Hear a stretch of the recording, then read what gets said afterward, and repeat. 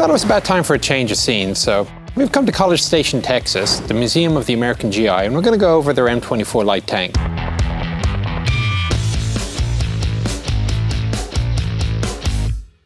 By March 1943, the Army had decided that its light tanks needed to have a little bit more firepower than the 37mm found then on the M3 and M5. They decided to go with a 75. They also decided that they were quite happy with the powertrain of the M5 and wanted to keep it, although the tank had to be a little bit bigger and a little bit wider as well, not least to mount the larger cannon. What they ended up with was the M24 light tank known as a Chaffee or Chaffee, depending on how you want to pronounce it. Adnan is, of course, not around to tell us how he pronounced it, and I've met persons of the same spelling who have pronounced it both ways.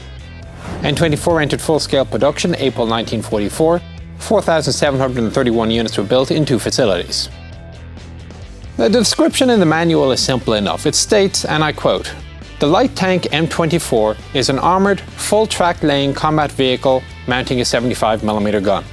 It consists of a crew of 4 men, the commander, a gunner, the driver, and an assistant driver. And no, I am not misquoting. The hull is fully welded, generally made of 1-inch plates. Split into 2 compartments, crew compartment in the front, and an engine compartment in the back, which is separated by a stepped bulkhead. All sides, as you can see, are not vertical like in most tanks, they are angled inwards at 12 degrees. An inspection of the whole front reveals no massive surprises. There is a bow 30 cal on the right hand side. The front hull, of course, is dominated by the access panel for the differential.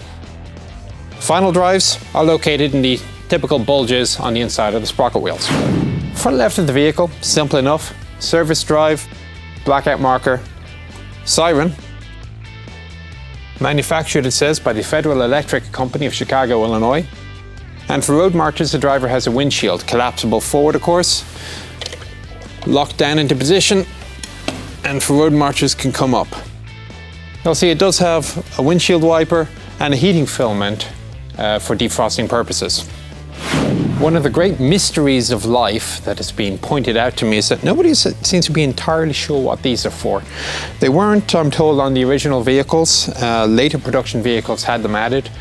And there are also some at the back, so the idea of it maybe being a bulldozer mounting doesn't seem to be applicable. Who knows, maybe by the time we have this video edited, I'll find out the answer. As you move further back towards the rear of the vehicle, got tow cable, first aid box, a pull handle here. This is the external handle for the engine compartment fire extinguisher. It can also be set off from inside the tank. You'll see the sand shields have been removed. They tended not to last very long in combat anyway. They're a bit of a nuisance, so the museum has taken them off this particular vehicle. Track blocks. The track blocks that you'll see at the back here are in a different position than you'll see on a lot of M24s out and about today. There was a post-war modification that the track links were moved to the front of the tank.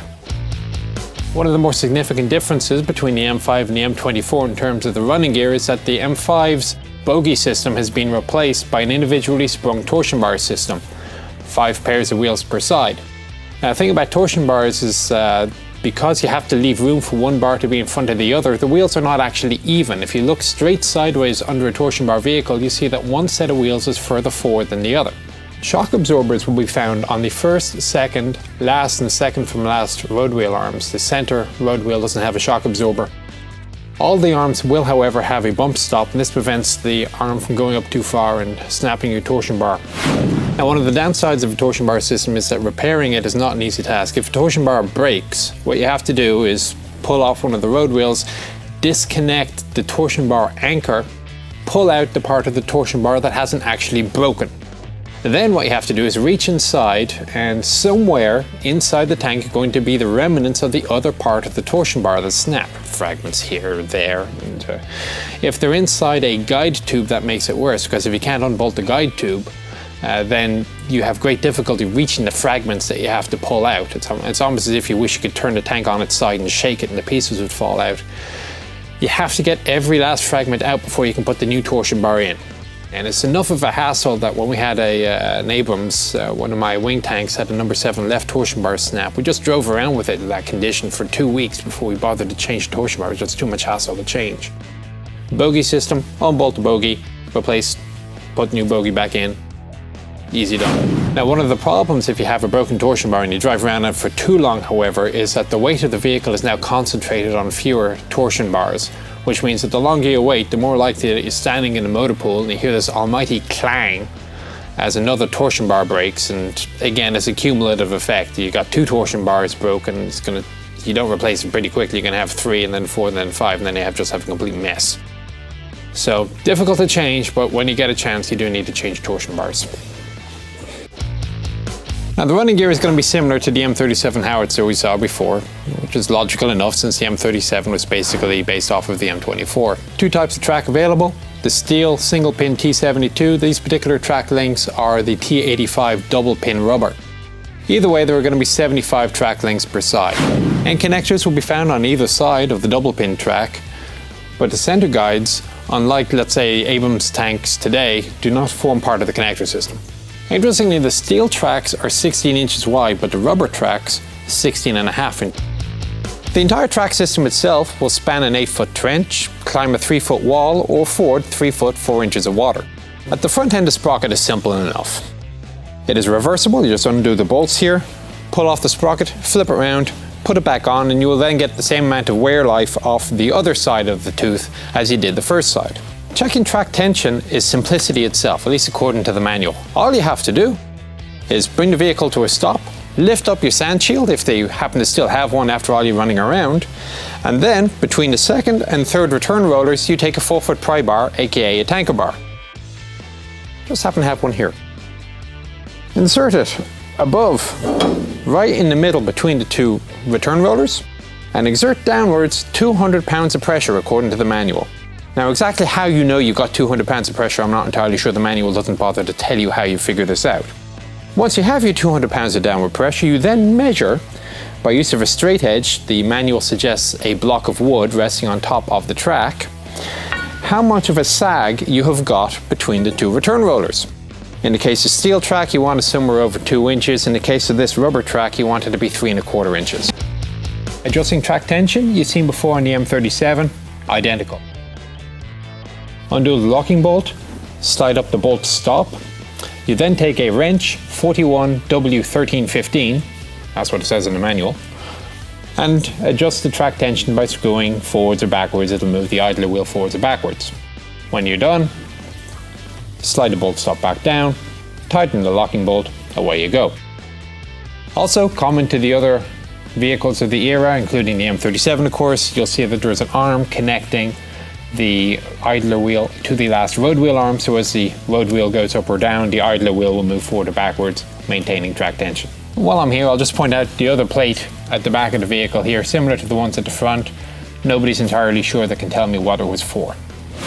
As you move up from the comp idler, having a look at the right rear of the vehicle, taillights, you'll notice the taillights are different on each side. The one on the right rear has the blackout marker and a blackout stoplight. Above it, we have a vent for the fuel tank. Exhaust pipe can be located right here. Finally, as you go to the left rear stoplight, this has the blackout stop and a service stoplight and taillight. So if you have to replace a road wheel, 2 ways of doing it. The easiest is to use a lifting ramp. It's a simple wedge-shaped piece of triangular metal. You place it between the 2 sets of road wheels, drive forwards and backwards so that the road wheel you want to change is now lifted up. You hook the road wheel arm in place by use of a spring arm retaining hook, and then you drive forwards and backwards. The ramp will lower a little bit, and you can then change out your road wheel. Your next best bet is a hydraulic jack. Easy enough, you get a piece of wood to brace it, you put the top end of the lifting jack against the road wheel arm itself, and pump up. It takes 9,000 pounds of force to lift a road wheel arm, so you want to be very sure that it's secure and it's not about to slide forwards and backwards, or you're going to have a very bad day. M24's maximum allowable speed was 34 miles an hour, with a maximum cruising speed listed in the manual of 25. Fuel consumption was rated at 0.875 miles to the gallon, giving us a grand cruising range of 100 miles. So I'm going to climb up, open her up, and let's have a look and see what makes it go. So opening up the engine compartment, we can now see what makes the M24 move. There are 2 Cadillac V8s, model 44T24, each of which is 346 cubic inches and cranks out 110 horsepower at 2,400 RPM. Now, a bit of an oddity, and this also happens with the M37, is that the front of the engine is the designated part which has a generator. The generator is right at the very back of the tank, which means this is the front of the engine, that's the back of the engine. Left and right sides of the engine refer to where it is compared to the front. So the left side of the left engine is to the right of the right engine, if that makes any sense to you. When you see one engine, you've seen them both. The engines are absolutely identical. Carburetor, engine oil, it's both the filler and the dipstick, or gauge if you want to call it that. Looking for the mark, here you go. So you can see it's a hell of a lot of stick and not very much engine. Capacity, 8 quarts.